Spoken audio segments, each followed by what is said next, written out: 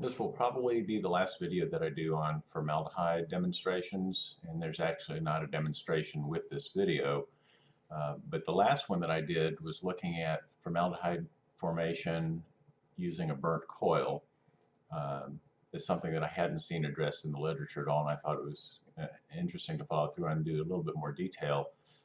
There's no demonstration involved with this. The actual process took several hours to complete, and basically what I did was I took another coil that was aging, a little bit different type of coil this time, and went ahead and did the testing on formaldehyde.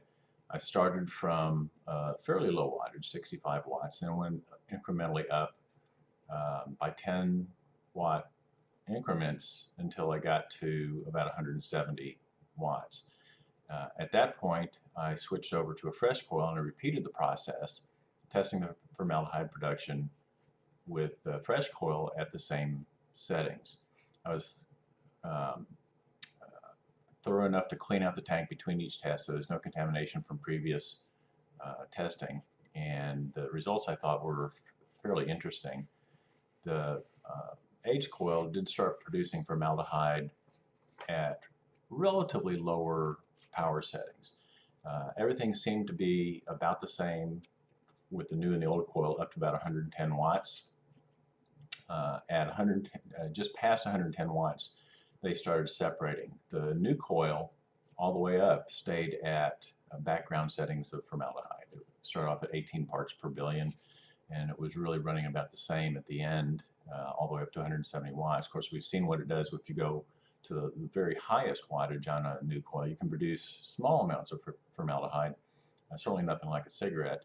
With the burned coil, it was a fairly dramatic increase, starting at about 120 watts. It started going up and incrementally went up higher the higher I set the power.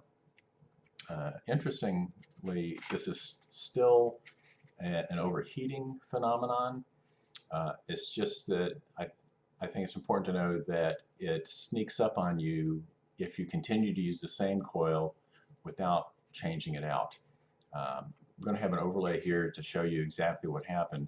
And when I got up to some of the initial formaldehyde levels, the flavor wasn't that off. It tasted hotter because I was at a higher power setting, so you're going to get more heat coming through. It tasted also hotter in the new coil as well, so that the flavor wasn't a thing to dissuade me from continuing to use it, other than the fact that I knew what was happening. The interesting thing about it was that starting about 140 watts, and you can see from the overlay, it started a dramatic increase in production of formaldehyde.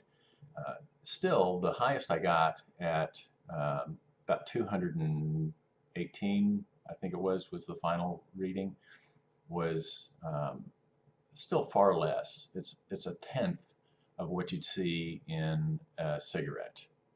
One or two puffs of a cigarette are going to have a lot more formaldehyde than the burnt coil. But if the object here is to be as safe as possible, and you're getting away from cigarettes by using electronic cigarettes, you want to be as safe as possible and not produce the formaldehyde.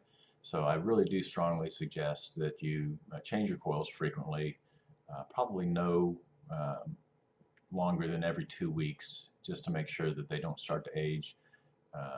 It's again still far safer at these levels than it was when you were smoking cigarettes, but it does start to get to a level that could be considered hazardous.